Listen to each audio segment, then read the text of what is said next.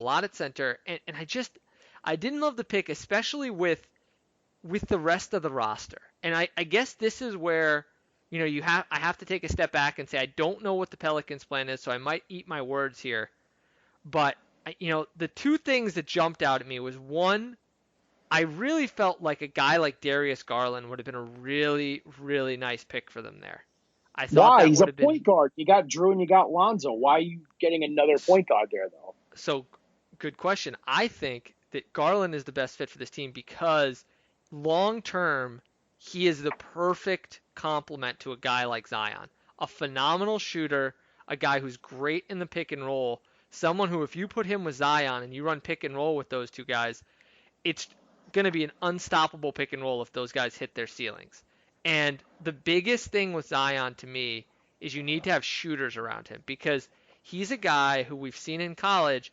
He is a very tough player to play one on one.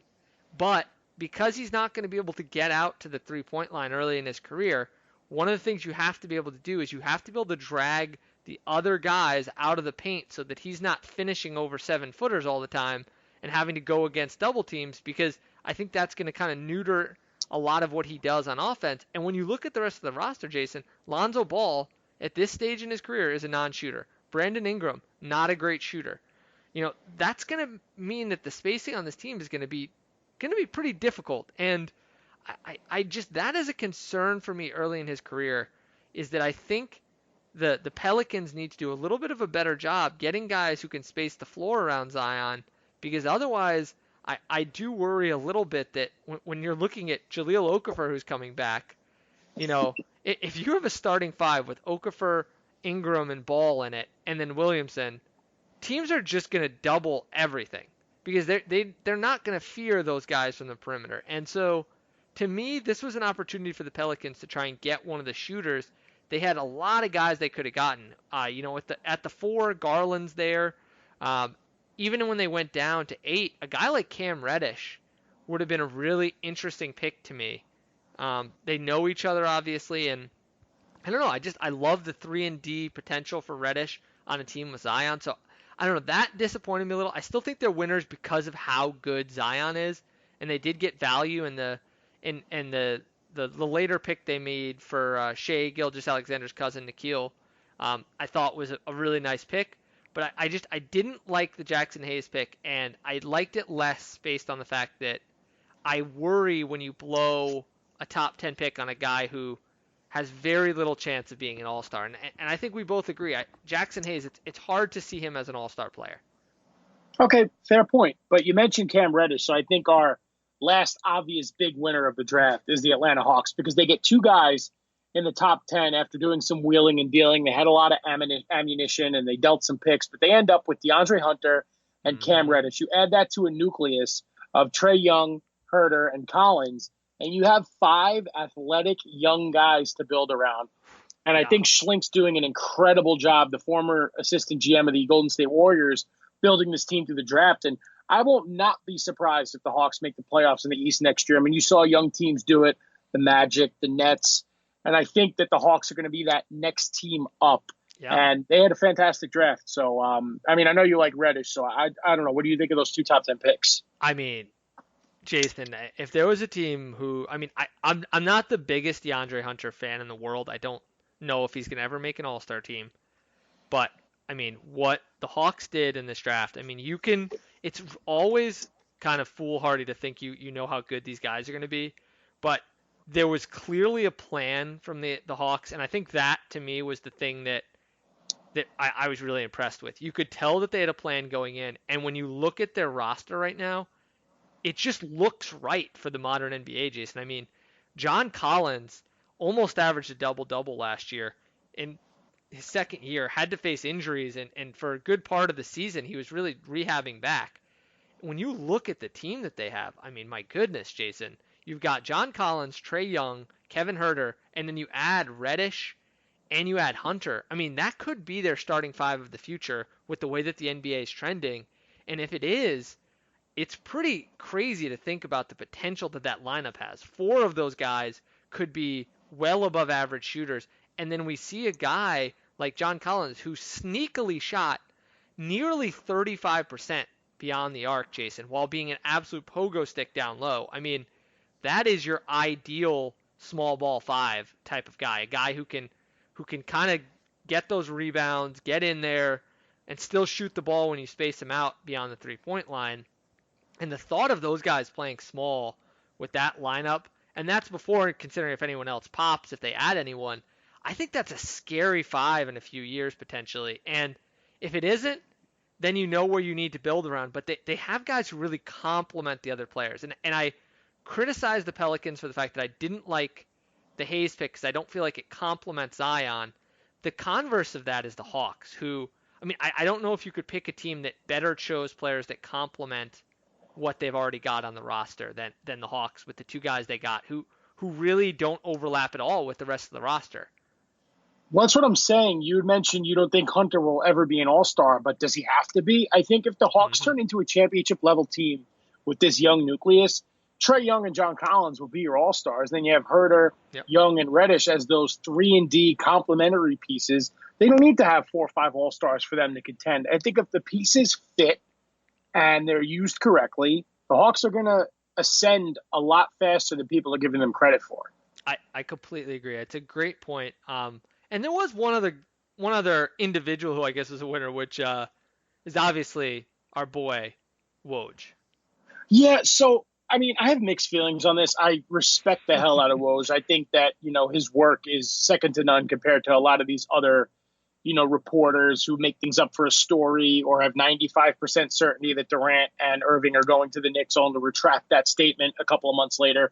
But Woj is also taking away the enjoyment of the draft. I'm going to be honest. I stayed off Twitter because I wanted to hear the picks get announced on television. You had mentioned the simulcast, but I just had a problem with the broadcast. There was so much pomp and circumstance. You say the draft is going to start at 7. ESPN spent 40 Yeah. minutes talking about Zion and this draft. And, we knew who the top 3 picks were. Start the draft early. What's with all the pomp and circumstance? That's what you had the weeks leading up to the draft for. You knew Zion's the number 1 pick. Just get to the show.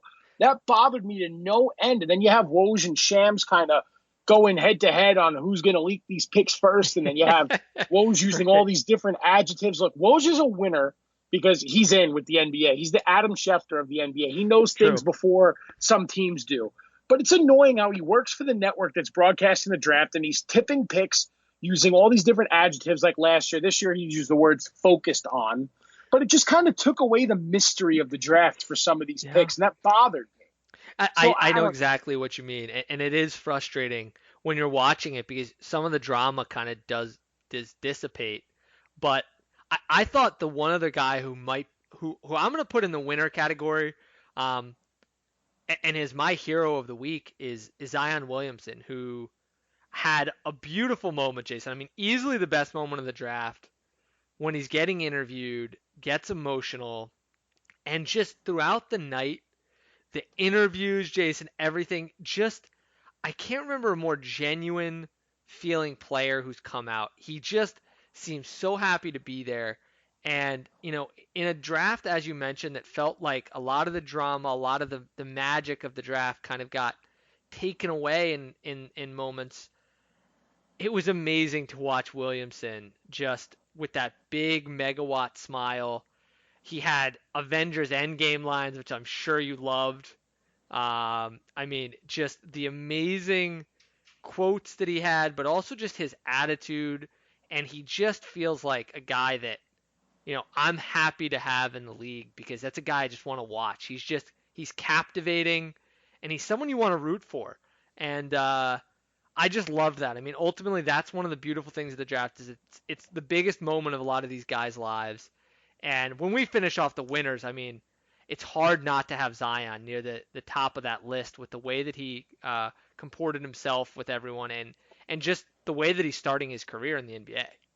Yeah, I agree with you. It was really nice to see. And that started a domino effect. You saw a lot of players get emotional, guys up there with their parents, their moms. And I thought that Maria Taylor did an incredible job as, stage reporter for ESPN. She asked all the right questions. And this is the tough thing because there were so many trades. A lot of these kids were wearing hats for teams they're not going to. So she had to find very generic questions. How does it feel to be here? Because You can't go to DeAndre Hunter. Oh, hey, you're going to LA to play with LeBron and Anthony Davis. No, you're going to New Orleans via the Hawks. So you're going to end up in Atlanta, and you're going to be a Falcons fan. But we can't talk about that until July 6th, when half the players can finally be introduced by their teams. And then you have Summer League, where a lot of these guys are going to get introduced. The trades are going to go in. Oh, hey, right to Vegas, go play. It's just weird how they structure these. I know a lot of these trades did become official on draft night, but if they involved like a player who's already established in the league, it has to wait till July 6th. But Taylor did an incredible job. There was so much emotion with this draft, and I do appreciate that. But the one thing is with the NBA draft is like 60 kids get picked. Half of them fizzle out because of how young they are. A lot of them are one and dones. So it's hard to find these, generational talents. Yeah. When you have 19-year-olds who have talent coming out too early, and then they don't really establish themselves in the NBA. But Zion's different. I think Zion's going to have a very good NBA career, and it was very sweet to see the genuine emotion and excitement because he worked hard to be there. His mom working jobs just to take care of him and to get him to basketball practice. It was very nice to see. Well, Jason, we're getting too mushy here, too nice. Let's embrace the hate and get to the big losers of the draft because there were a few losers, and I think there's a few teams that come to mind right off the bat for this one. I mean, you have to start with the Suns. I know I didn't really talk about them beforehand, but trading the 6th pick for 11 and then acquiring Dario Saric, who could be a nice piece if they were maybe ready to win now. They get a guy in Cameron Johnson, who I think would have been there way past 11. So they got rid of a high lottery pick. They could have taken Jarrett Culver. They could have taken Reddish. They could have taken Hayes.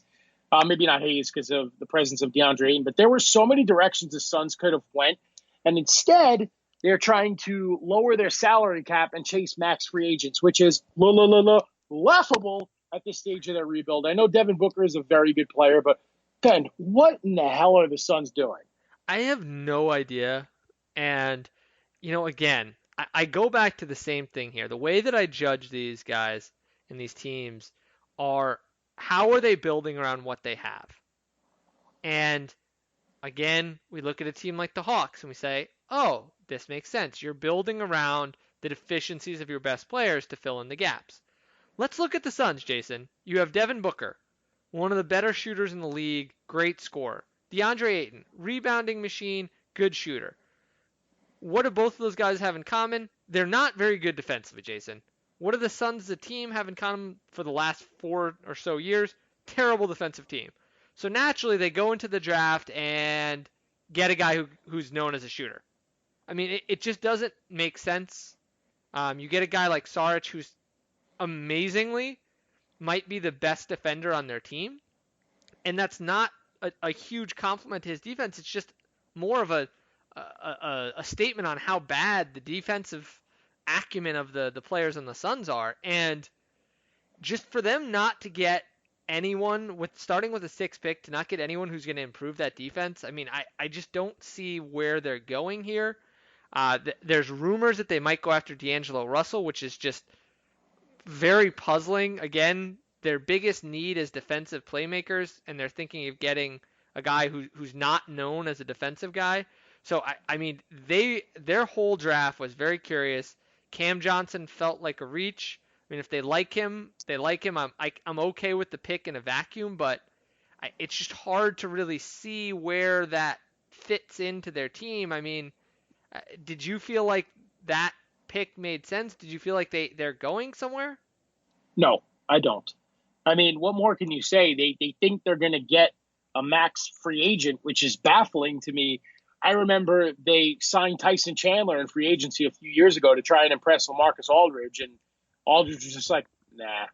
I feel bad because it's a great city, warm weather.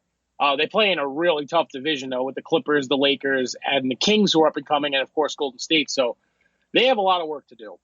Yeah. I will say that. And Cameron Johnson could end up being a good player, but right now, like, they traded the 6th pick for Saric. I mean, Saric could potentially fit in on this team.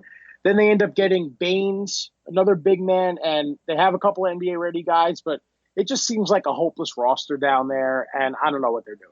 I mean, I'll give them credit. I did like the Ty Jerome pick. I think that's a decent pick, and I think that's a guy who might be able to